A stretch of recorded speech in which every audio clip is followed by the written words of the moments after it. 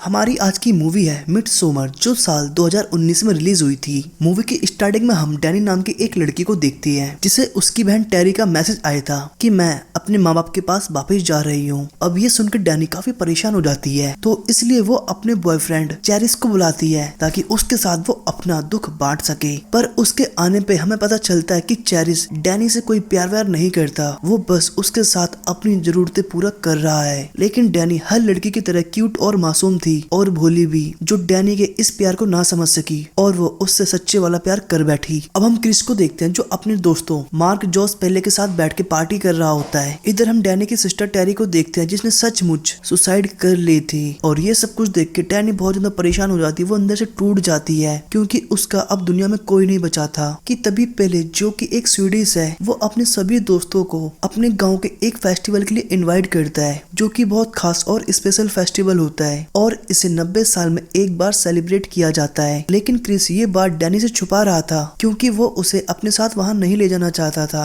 और वो उससे ब्रेकअप करना चाहता था। लेकिन उसे इस बारे में पता चल चुका था, तो इसलिए वो भी इन सब के साथ पेले के गांव चली जाती है। अब ये सभी लोग हारका विलेज पहुंच चुके हैं, जो देखने में बहुत सुंदर, प्यारा और प्रकृति से भरा हुआ है, जहाँ पेले इन सभी को अपने भाई इंगमार्क से मिलवाता है, जो अपने साथ एक कपल को लेके आया था जिनका नाम साइमन और माया था। जिसके बाद इंगमार्क इन सभी को एक टी देता है जो नशीली थी और इसे पीने के बाद सभी लोग बेहोश हो जाते हैं। और जब इनकी आंखें खुलती हैं तो ये देखते हैं कि घड़ी में 9 बज चुके हैं, लेकिन अभी भी यहाँ दिन था। और इस चीज से ये सभी लोग समझ गए थे कि यहाँ रात बहुत छोटी होती है। अब फाइनली ये सभी लोग विलेज पहुँचते हैं, जहाँ इनका वेलकम एक लकड़ी के सन स्ट्रक्चर गेट के द्वारा किया जाता है, जिसे देख के ये लोग भी काफी शॉक्ड होते हैं और खुश भी, क्योंकि ये देखने में बहुत अच्छा लग रहा था। अब यहाँ आके इन सभी लोगों को बहुत ज्यादा शांति और सुकून मिलता है, क्योंकि यहाँ रहने वाले इंसान किसी भी प्रकार की आधुनिक और टेक्नोलॉजी की चीजों का यूज नहीं करते, क्योंकि उनका मानना था कि हमें नेचर सब कुछ देती है। अब ये सभी विलेजर्स इन सभी लोगों का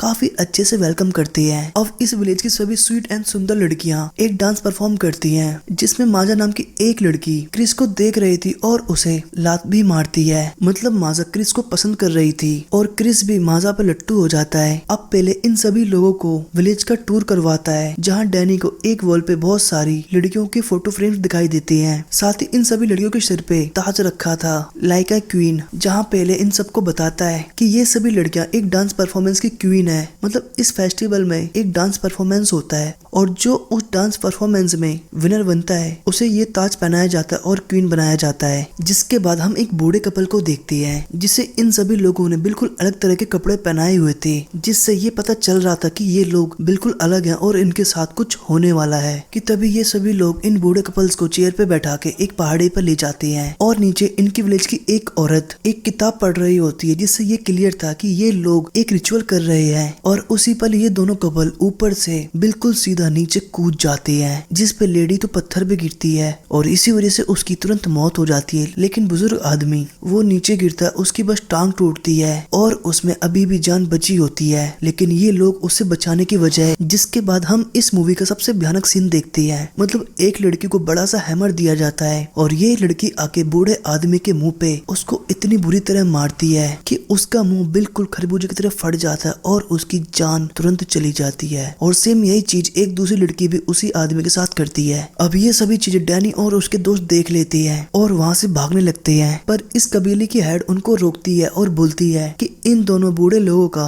लाइफ साइकिल कंप्लीट हो गया था। मतलब हमारे कबीले में 70 साल के बाद इंसान को अपनी मौत स्वयं चुननी होती है, क्योंकि हम सभी लोग जानते हैं कि बूढ़े होने के बाद हमें किसी भी तरह की प्रॉब्लम का सामना करना पड़ सकता है, जिसमें दर्द और पीड़ा दोनों शामिल है। तो इससे बेहतर ये होगा कि हम स्वयं ही अपनी जान दे दें और हम सभी लोग भी ऐसा ही करेंगे जब हमारी एज हो जाएगी। पर साइमन और माया को इनकी किसी बात पे बिलीव नहीं होता, तो इसलिए माया यहाँ से निकलने के लिए साइमन को ढूंढती है, पर उसे साइमन कहीं नहीं मिलता। जिसके बाद माया एक बूढ़े आदमी से पूछती है कि क्या तुमने साइमन को देखा है, तो वो बोलता है कि साइमन अभी 1 घंटे पहले यहाँ से जा चुका है। लेकिन माया को बूढ़े आदमी की इस बात पे भरोसा नहीं होता, क्योंकि हम सब जानते हैं कि ये बूढ़ा आदमी माया से झूठ बोल रहा था। अब इससे ये बात क्लियर है कि इन लोगों ने साइमन के साथ कुछ न कुछ किया है। क्या किया है वो हमें आगे पता चल जाएगा। जिसके बाद हम डैनी को देखते हैं और वो भी इन सभी चीजों को देख के काफी डर गई थी और वो भी यहाँ से जाना चाहती थी, लेकिन उसका फ्रेंड पहले उसे मनाता है और डैनी मान जाती है। अब नेक्स्ट सीन हम देखते हैं कि ये सभी लोग एक बच्ची को बांध के पानी में फेंक रहे होते हैं कि तभी वहाँ डैनी आ जाती है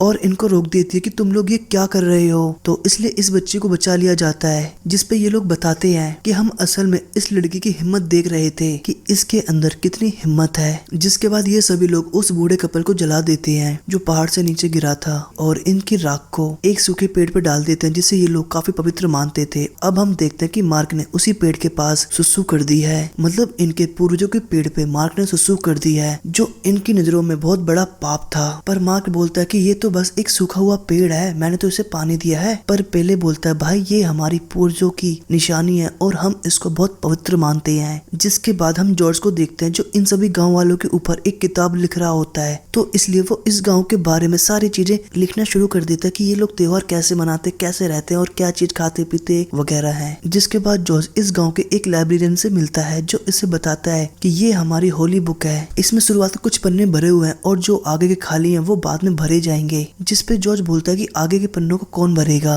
जिसपे लाइब्रेरियन बताता है कि इस किताब को रूबिन लिख रहा है। इस असल में रूबिन का फेस थोड़ा अजीब सा होता है और ये सभी लोग रूबिन को एक ओरेकल मानते हैं। मैं आपको बता दूं कि ओरेकल उन लोगों को बोलते हैं जिनके पास बाय बॉर्न ही कुछ नेचुरल सुपर पावर्स होती हैं। अब जॉर्ज उस लाइब्रेरियन से इस किताब की फोटोज लेने को बोलता है, पर लाइब्रेरियन मना कर देता है। अब ये सभी लोग साथ बैठ के लंच कर रहे होते हैं कि तभी एक सुंदर सी लड़की आती है जो मार्क को अपने साथ ले जाती है, और इधर जॉर्ज सबसे छुपते छुपाकर इनकी होली बुक्स की पिक्चर क्लिक करता है कि तभी इसके पीछे एक आदमी आता है। तो जॉर्ज बोलता है कि मार्क तुम यहाँ क्या कर रहे हो, किस लिए आई हो। कि तभी पीछे से एक आदमी जॉर्ज को मार के वहीं बेहोश कर देता है, और जब हम मार्क को देखते हैं वो मार्क नहीं कोई और आदमी था जिसने मार्क जैसी शक्ल बनाई हुई थी। इसका मतलब ये था कि इन लोगों ने मार्क को भी मार दिया है। और आपको बता दूं कि मार्क को इन्होंने इसीलिए मारा कि उसने उनके पवित्र पेड़ पे सुसु की थी। फिर नेक्स्ट डे डैनी इन सभी लोगों से जॉर्ज और मार्क के बारे में पूछती है क्योंकि उसे वो दोनों लोग कल से नहीं दिखाई दिए थे। जिसके बाद इन लोगों का लीडर सबको बताता है कि उनकी होली बुक कल रात से गायब है। अब इनमें से एक आदमी बोलता है कि मुझे लगता है कि जॉर्ज और मार्क ने हमारी होली बुक चुराई है और यहाँ से भाग गए हैं। पर दोस्तों हमें सच्चाई पता है कि उन दोनों को इन जल्लादों ने मार दिया है। और फाइनली इन सभी लोगों का फेस्टिवल चालू हो गया है जिसमें गाँव की सभी जवान लड़कियां पार्टिसिपेट करती है और डैनी भी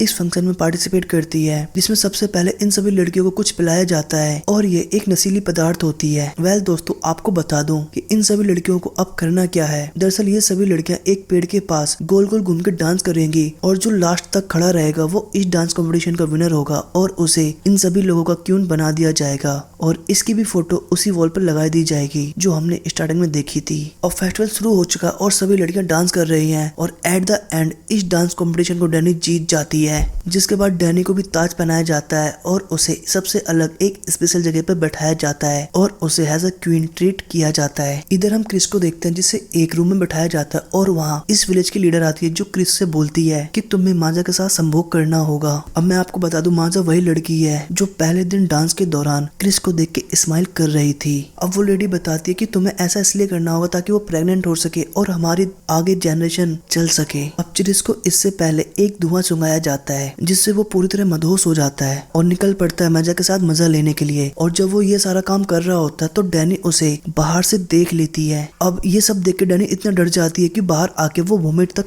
करने लगती है, जिसे देखकर वहाँ मौजूद सभी लड़कियां ठीक उसी की तरह रोने भी लगती हैं। अब इधर चिरिस को पता नहीं क्या होता है, वो मदहोशी की हालत में इतना मदहोश होता है कि बिना कपड़ों के ही बाहर भागने लगता है कि तभी उसकी नजर एक गड़े हुए उल्टे पैर पे पड़ती है जो कोई और नहीं बल्कि जॉर्ज का ही पैर था। मतलब ये क्लियर है कि इन्होंने जॉर्ज को मार के उल्टा जमीन में गाड़ दिया है। जिससे बचते हुए क्रिस एक दूसरे हट में पहुंचता है जहां क्रिस दोबारा से परेशान हो जाता है क्योंकि यहाँ वो साइमन की बॉडी को देखता है जिसे इन लोगों ने पूरी तरह फाड़ फूड़ के एक कपड़े की तरह सुखाया हुआ था। कि इससे पहले एक दूसरा आदमी दोबारा से क्रिस के फेस पे एक धुआं छोड़ता है जिससे वो दोबारा मदहोश हो जाता है। फिर अगले दिन ये सभी लोग एक जगह इकट्ठे होते हैं जहाँ इनका लीडर बताता है कि इस फेस्टिवल में हम 9 लोगों की बलि देते हैं जिसमें से 4 लोग गाँव के होंगे और 4 लोग गाँव के बाहर के, जिसमें से वो 2 बूढ़े लोग मर चुके थे और 2 जिंदा लोगों को खुद को मारना पड़ेगा। जिसके बाद हमें पता चलता है कि अब एक आखिरी बलि बची है जिसके बारे में क्वीन डिसाइड करेगी कि वो गांव का होगा या गांव से बाहर का। अब दोस्तों आपको पता है कि यहाँ की क्वीन डैनी है और उसे ही डिसाइड करना है कि वो किसको मरवाना चाहती है। अब अगले ही पल डैनी क्रिस की तरफ देखते हुए रोने लगती है जिससे ये क्लियर हो गया है कि डैनी क्रिस की बलि दिलवाना चाहती है क्योंकि उसने क्रिस को किसी और लड़की के साथ संभोग क्रिया करते हुए जो देख लिया था। पर उस बेचारे को नहीं पता कुछ इन गाँव वालों वालों की एक प्री प्लानिंग थी और ये दोनों भी इस प्लानिंग के अंदर फंस चुके थे। और सबसे गंदा सीन इस मूवी का, ये सभी लोग एक भालू के अंदर की सारी आंतड़ियां बाहर निकाल देते हैं और उसकी सूखी बॉडी को क्रिस को पहना देते हैं। अब पता नहीं ये सभी लोग इस तरह के अजीब अजीब सजाएं और रिचुअल्स क्यों कर रहे थे। अब ये सभी लोग क्रिस के साथ मार्क और जॉर्ज को एक टेम्पल में रखते हैं, साथ ही 2 और लोगों को भी उसी टेम्पल में रखते हैं और बाहर जाके ये सभी लोग उस टेम्पल को जला देते हैं और इस तरह इन सभी लोगों को मरने के बाद भी मार दिया जाता है। और बाहर हम देखते हैं कि जैसे जैसे ये लोग जल रहे होते हैं, ये गांव वाले भी उनकी तरफ देखते हुए रोते हैं और हम देखते हैं कि डैनी भी इन लोगों की तरह ही रिएक्ट करने लगी थी। और फिर मूवी के एंड में हम डैनी के फेस पे एक स्माइल देखते हैं। अब समझ नहीं आ रहा था कि डैनी के फेस पे ये स्माइल किस लिए है, और अगर आप समझ गए हो कि डैनी की ये स्माइल किस लिए है तो प्लीज कमेंट में जरूर बताओ। साथ ही वीडियो कैसी लगी है ये भी बताना, और अच्छी लगी है तो लाइक शेयर सब्सक्राइब तो कर ही देना यार, बिल्कुल फ्री है। Thanks for watching.